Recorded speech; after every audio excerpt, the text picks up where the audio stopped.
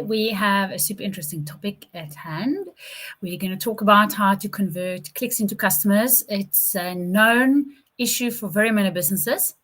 One of the main reasons for that is that people don't have either the knowledge or the time that it takes to put the necessary measures in place to facilitate that conversion process. So there's quite a lot of stuff that could seem overwhelming, or you never get to it.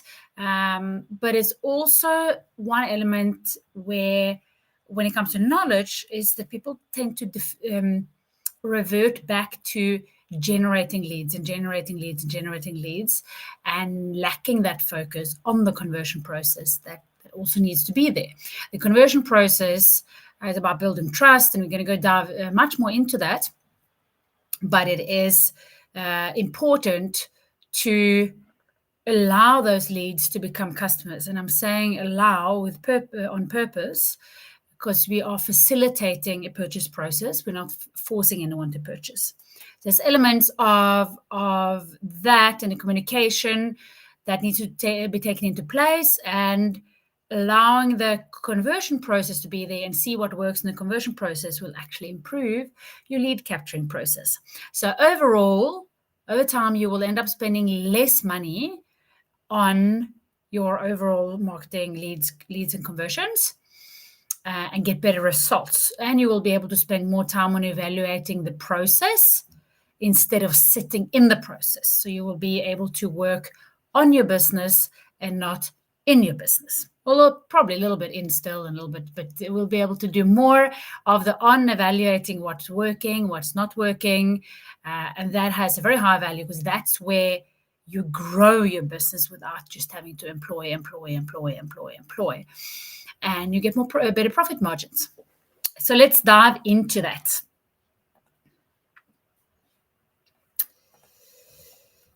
So I called it Marketing Automation 101, Converting Clicks into Customers. I'm going to talk about all the elements of the conversion process and why it is the way it is.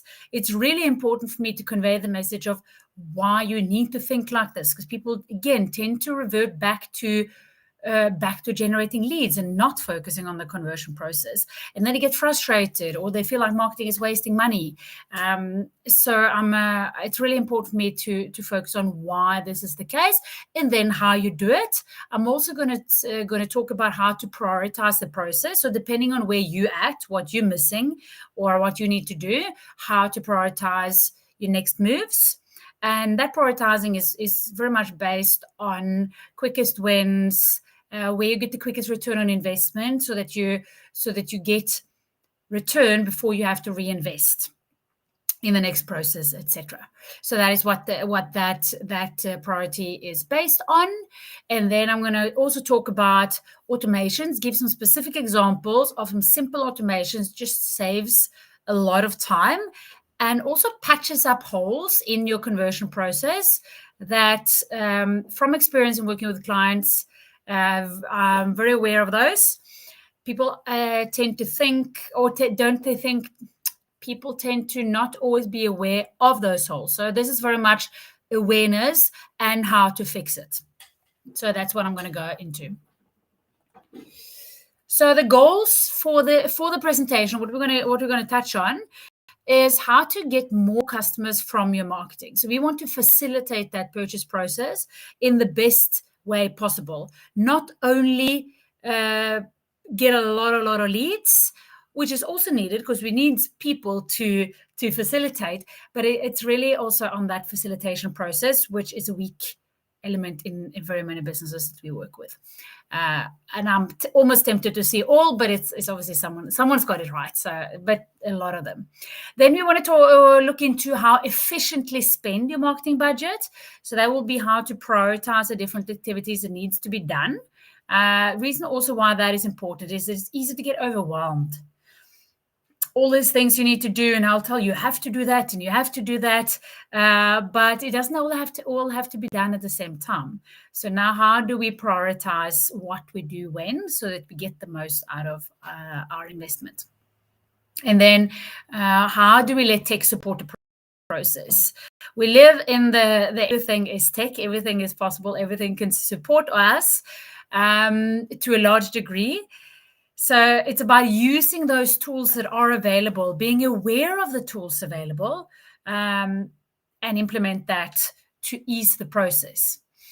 Those tools are mainly to improve the process and save time, not having to employ. So again, that will be under saving time. So you can get more done and allow you to have those processes so that you can improve the processes. It's very difficult to improve a process if you don't have it documented or if you don't have it mapped out. Don't worry, it doesn't have to be done to perfection to start off with. We're going to get there through having a process. Let's first dive into the goals, the overall goals with the presentation, which is to get more customers from our marketing. It's really improving the overall approach to the marketing process that we have in place. Again, having a process as well, which we're going to talk about. So first, I'm going to bring up a couple of stats just to set the expectations of the marketing efforts or the advertising efforts. So a lot of, as I mentioned, a lot of people focus on the advertising efforts. I'm going to talk about that, but also how to get the most out of what you already, the effort you already put into your advertising. 48, so to the stats, it's just a little summary. 48% of salespeople never follow up with a prospect. And you might say that, oh no, that's not me. I follow up with every single prospect. You're not unique when you're saying that, because every salesperson that I ever speak to will say that they do not let any sales or leads fall through the cracks. Reality is there's two main reasons why salespeople do not follow up on their prospects. One is they don't have an efficient lead capture system, so they don't capture all the leads. This we see time and time and time again. When we put lead capture systems in process, we always follow up with the customers because you know that you're not used to the leads coming in maybe in that way. And there is 95% definitely that where there is situations where leads are falling through the cracks. So that is one reason. Then we have the other reason, which is people or salespeople don't necessarily, if you don't know where the leads came through or how they showed interest or the communication that they've had up to the point where they are to be maybe phoned, they don't necessarily know what to say and how, or it becomes very stale, very awkward sales process. Like, hi, I see that you showed interest in this and this.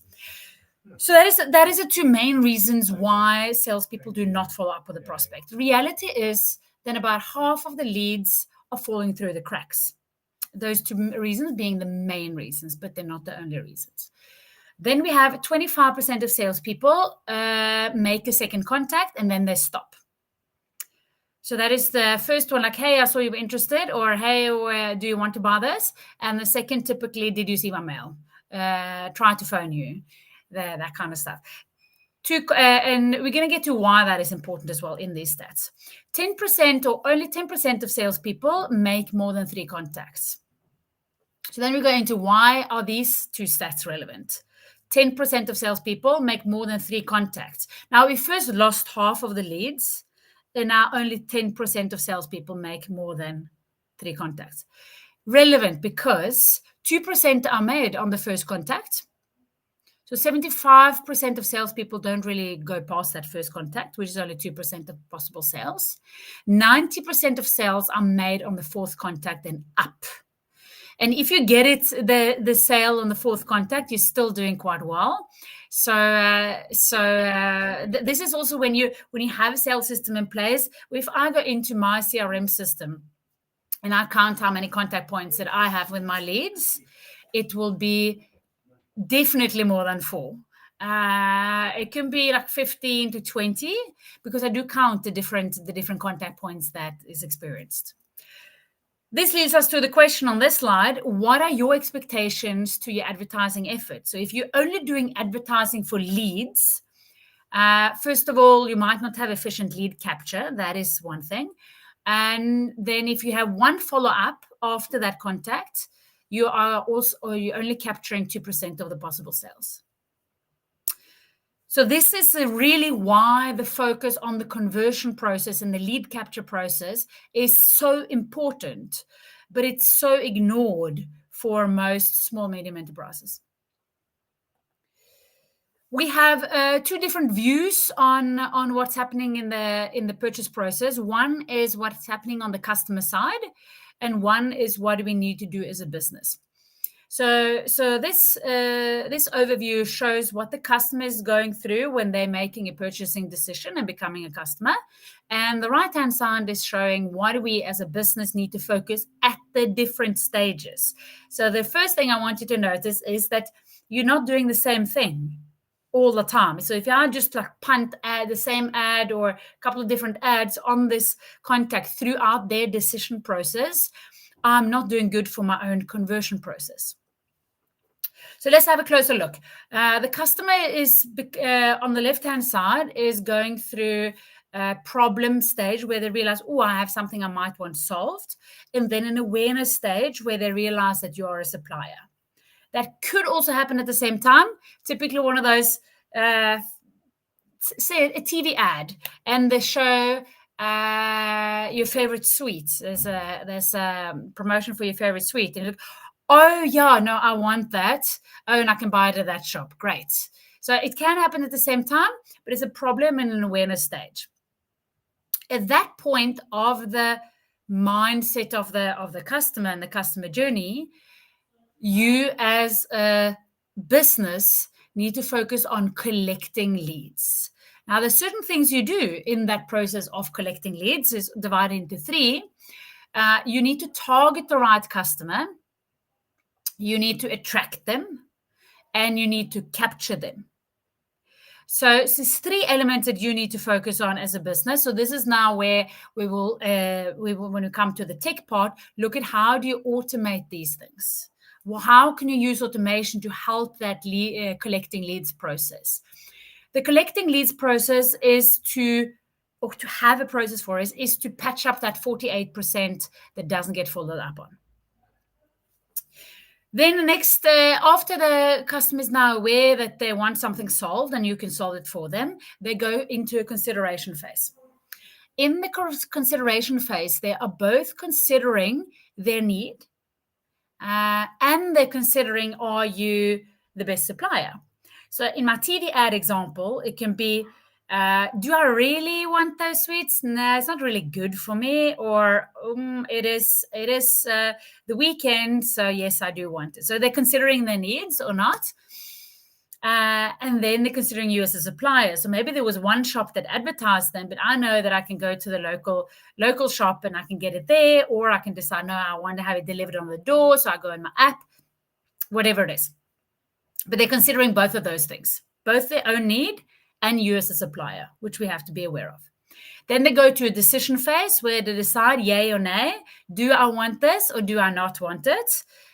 Which we can't, this is where we can't force anyone, but we can facilitate the process during for example, the consideration phase. And the decision phase could be giving a right offer at the right time.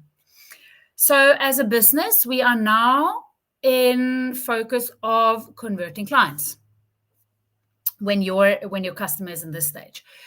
When we focus on converting clients, we are having processes for engaging and nurturing them.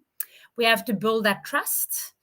We are offering them the right thing at the right time. So, for example, in the decision phase, to have that right offer that just makes them buy. They've been considering for a while, and then suddenly it's a 20% off, and like, yeah, no, that was it. I'm going to get it.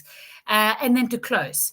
Closing is what does your actual purchase process look like? And that I highly recommend to have someone external evaluate for you, because you probably built the purchase process.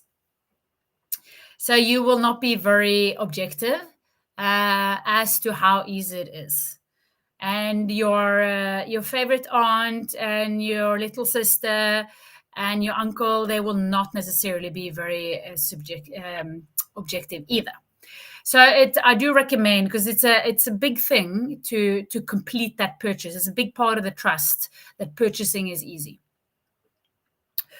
Then your client goes into retention and loyalty stage, and those are there as well. So once someone is purchased, you don't stop all contact. Now you're going into creating fans out of your customers. So you want to deliver on what you promise, very important. And then you want to impress by delivering beyond what you promised, something unexpected, maybe extra service, a package delivered a day early, those kind of things. And then you want to multiply. So it's having strategies in place and processes on how to multiply. Multiply can be many different ways. It can be someone buying again. You can have a monthly subscription on something instead of a one-off purchase.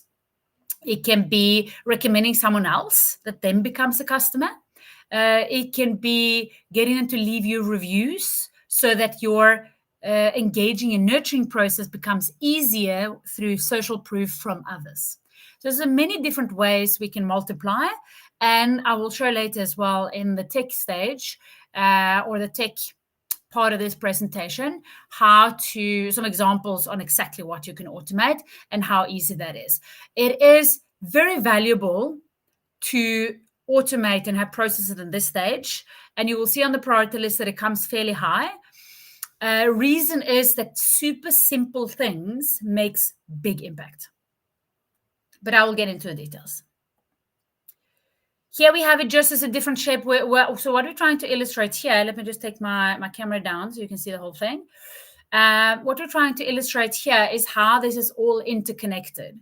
So collecting leads allow you to convert clients. If you're not collecting leads efficiently, so let's say you're missing that 48%, there will be less clients to convert. So you need to add that into converting clients, and you need clients to create fans. But now your fans help you convert clients, and it also helps you get new leads through, for example, referrals. So all of this is interconnected. So if you have missing steps along here, you are hindering your own conversion process, your own process for converting clicks into customers. We do have a free resource which you can download if you want, just to help you on your own customer mapping to figure out what do you have in place, because it's quite important to understand where are you at so that you can take it from there onwards. So feel free to just grab that link or that QR code for that free resource. If you missed it, you can also just message us and we can send it to you. Then we want to go into the priorities. So this is how you efficiently spend your marketing budget. Here we have the priority path that we use when we help clients implementing or fixing their customer journeys and their lifecycle marketing focuses.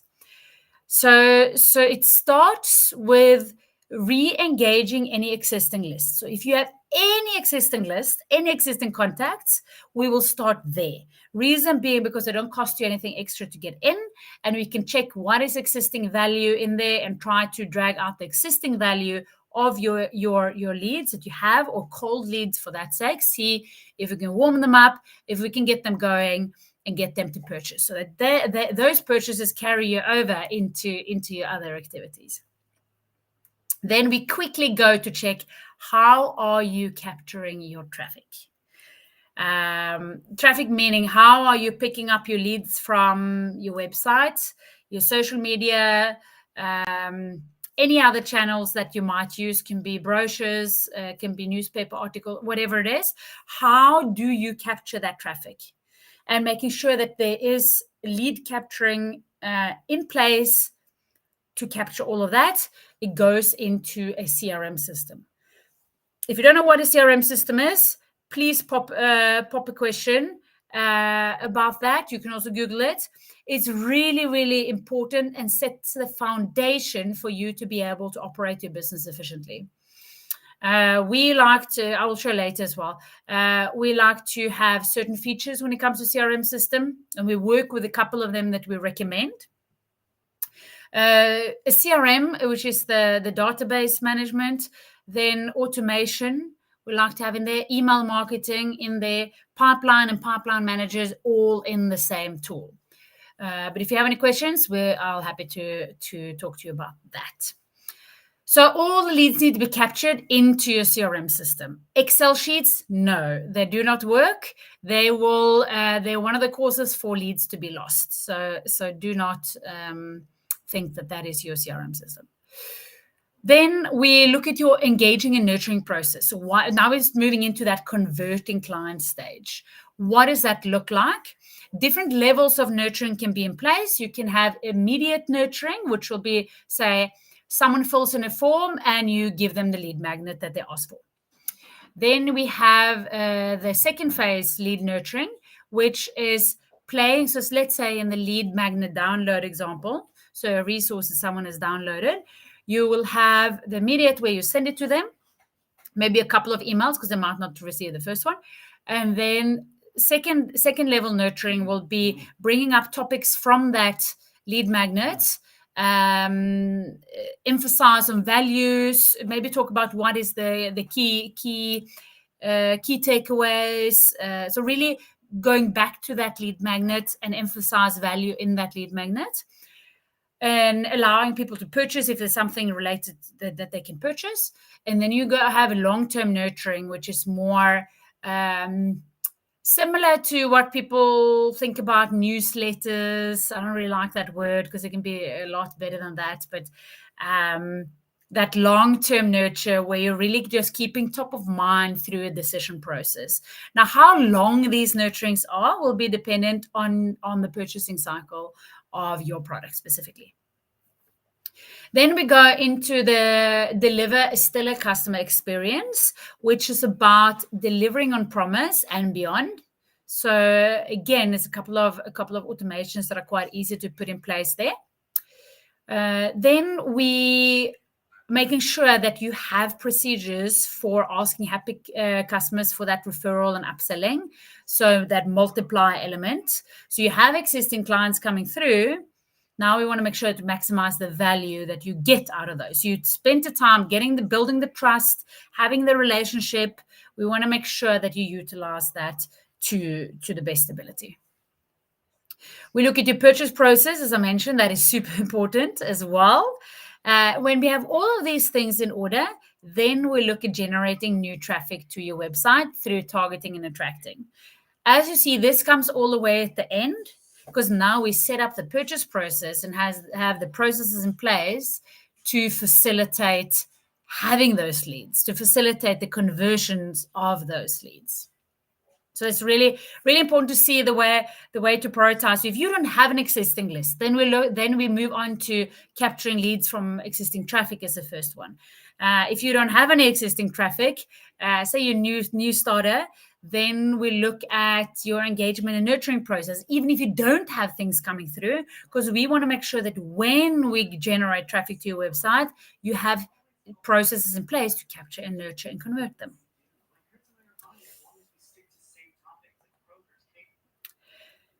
Then we have going into the tech part. So how do we let tech support this process? I'm going to go through each of the three main areas, one at a time, and starting off with collecting leads. So this is about targeting, attracting, and capturing. I have a few screenshots here. So this is from one of the systems that we often recommend, which is called Keap. A couple of screenshots. Where here is a collection process. There's a form on the website. So this is a consulting service, and you can book a 30-minute consultation. So you put in your name and your email and send it off. And by this form being filled in, there is capture in the CRM system, an email sent to this girl, which is called Bessie in this example, where she can book the appointment. And the appointment link is sent to her to book, and then she has booked here an appointment as well. So there's an email sent and there's an appointment booked automatically. She pops in, and you obviously have to show up for the appointment, so you will be notified as well. And here we have more of the general, like a CRM view, where the same person, we can see here, messages sent, tasks done, information stored on her, etc., etc. So this is just a general CRM and all our contacts over here. So for collecting leads, I did talk about the importance of having a CRM system. So you do need to have a proper CRM system. That is also, which people tend to ignore, important for compliance. It's very difficult to be compliant if you don't have a central place to store all the data that you have. If you have some information in one system, some information in another system, it's not consolidated. It's not very easy to be compliant. So it helps you to be compliant with your customer data, regardless of which area of the world you're in. If you're in Europe in GDPR, if you privacy act in the States, if you POPI in South Africa, where I am, it really doesn't matter. It helps you to be compliant because you have you have control over your data, and you have control of who's accessing your data as well. Then you need to have good segmentation to facilitate the attract process, but also to facilitate the nurture process, which we'll see in the next one. For capturing, you want to have forms and landing pages. Forms is like this. Landing pages can be targeted landing pages with relevant information to that specific segment. So you might have a service or a product that you can sell to many segments, but having a landing page that is more targeted to that specific segment that you're advertising to, that can also make your ads perform better, because you can use keyword for that segment in your ads that you now are using on the landing page specifically. And your ads, say your Google ads, for example, will see how well does your landing page match your ad. But those words might not fit on a general page. So this is where landing pages are really, really valuable. One of the areas that they're valuable. Then you want to have lead magnets delivered and tracked automatically. Lead magnets are there to attract, and the landing pages that supply them are there to capture. And then you deliver them as well, automated. And then compliance that I was talking about. For converting clients, so that is now engage, nurture, offer, and sell. Important elements, and I have a couple of screenshots here again. They're also from Keap. Here's a pipeline overview where this is a very, very simple example. It might be small. I don't know if you can see the screen, but the first column here is leads coming in. Here is leads that are being qualified, and here are leads that are won. So there's two pipelines here, one sales pipeline and one work in progress. And you can also have one for internal processes, so that you have a process for different things and people move within that process. So it can go beyond marketing and sales automation, where we go into business automation.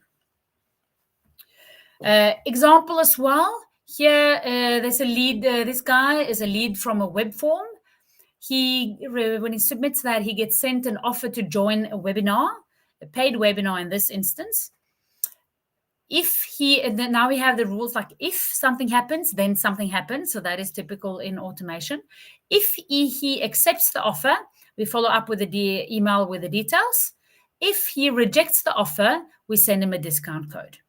That's how you would segment based on the actions that the contact take. You might have different ways to approach. Now, instead of if he just rejected the offer, nothing happens. Now he gets a discount code and you might still close the deal. So things that we're looking for when it comes to converting clients and what the tech must do and support is to offer a nice sales pipeline overview and automation on that sales pipeline. For example, when a new lead comes in, notify whoever needs to be notified internally. Then we're having knowing your potential customers. So understanding how someone comes in. If I understand that this guy, Kay, was interested in a webinar and filled in to receive an offer about a webinar, I have a lot more insight into what kind of stuff he will be interested in. So knowing your potential customer, communicating the correct information so it's not also perceived as spam.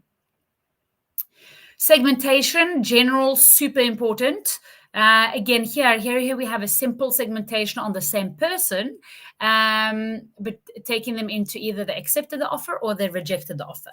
Could also be that people that came through one ad on Facebook will receive something, while people that came through another ad on Facebook will receive something else. It could be that people that live in a specific area will receive a specific offer, or it can be anything. It can be interest-based. It can be whatever you store of information on that contact in your CRM is stuff that you can use to segment. A good segmentation should be able to do more than just one element of segmentation. Shouldn't be if you live there or not, or if you came through that or that ad. Should be able to do a combination of different things to create a segment. Then we have email automation. Really, really valuable. Saves you tons of time. Email is still very, very efficient as a tool. Doesn't normally cost you more to send more emails. So you get to more contact points as well. You get to more information being able to be sent in small doses to build trust in the engage and nurture process, which is here building relationship and trust through automated communication. You can take the questions that people will ask you in the sales process and create emails that answers those questions and build that trust because they're getting the information before they ask the question. So that is really what you want to focus on in your communication, and email and communication or message communication or whatever it is.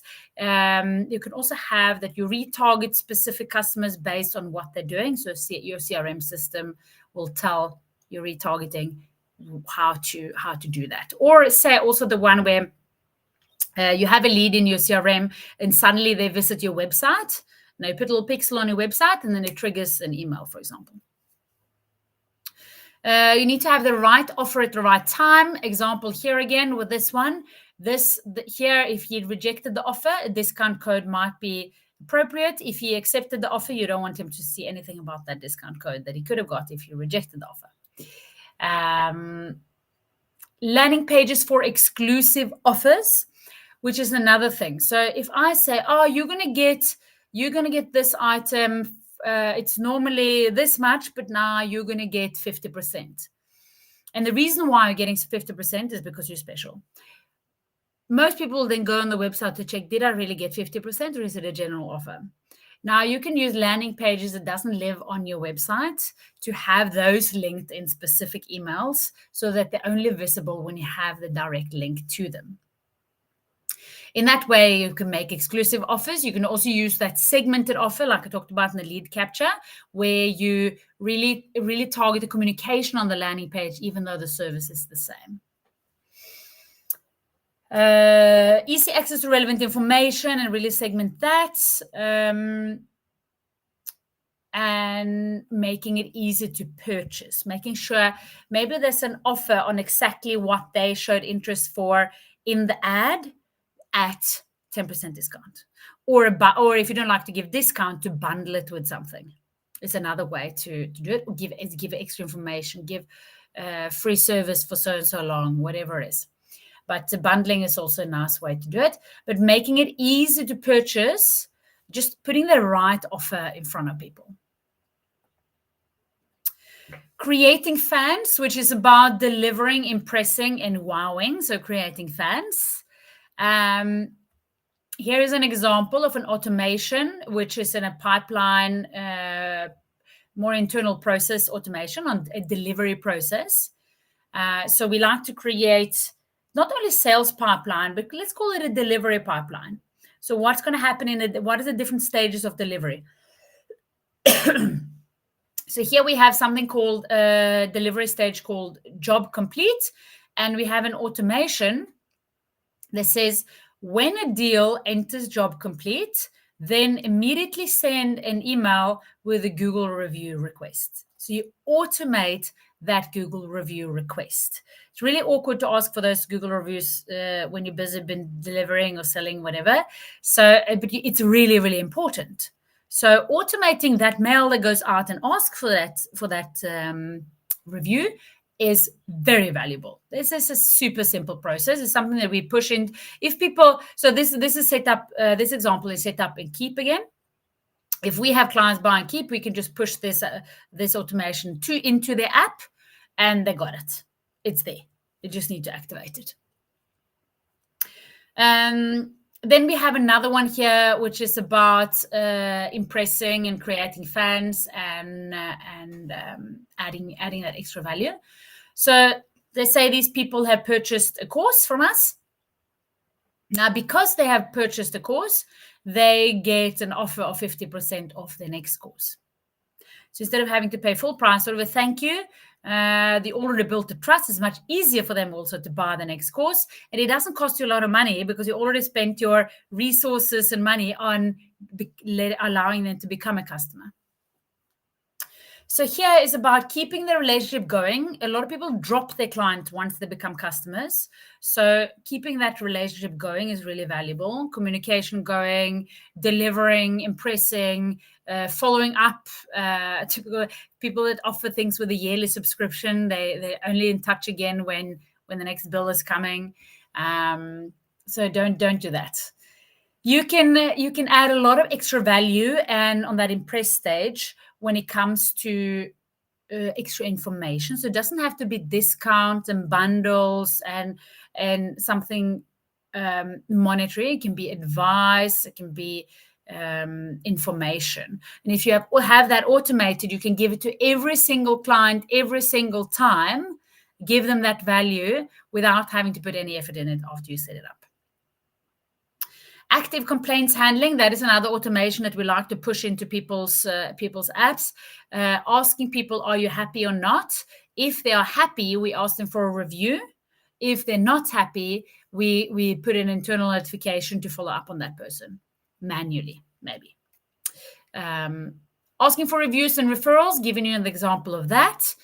And then to get repeat sales and loyalty. So putting these little automations in place to get those repeat sales. Remind people to buy again. If you have a product that you know lasts for 2 months, you should probably ask if they need a refill in time for them before they run out, as an example.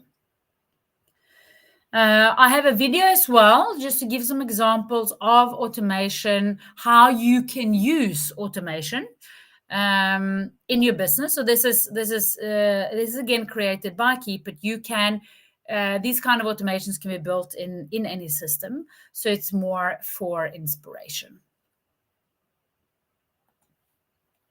Greetings from everyone at Keap. Today we're talking about how can small businesses use automation.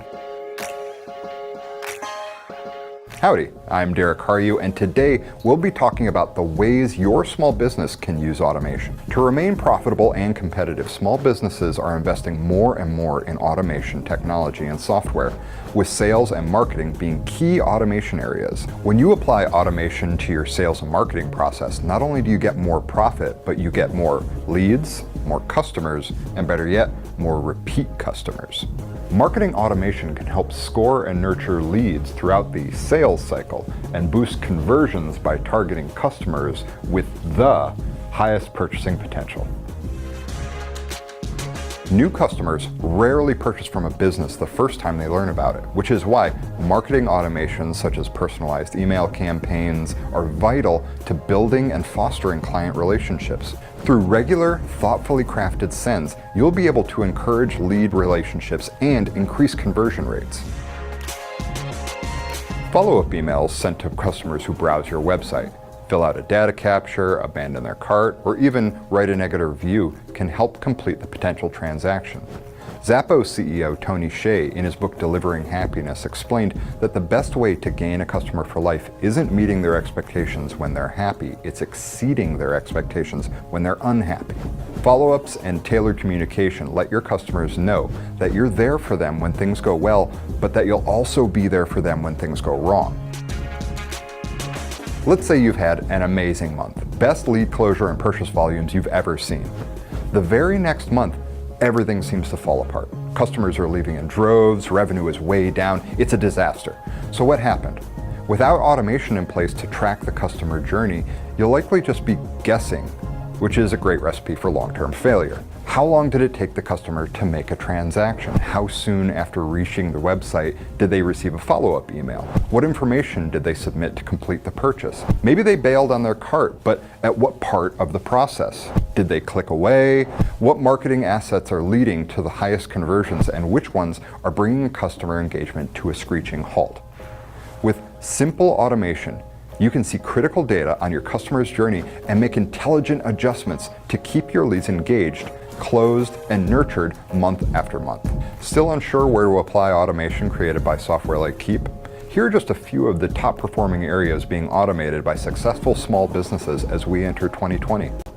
Routine communication, data entry, billing, basic paperwork, appointment scheduling, employee hiring, training, TV VCR repair, or get your degree. You can major in business management or accounting.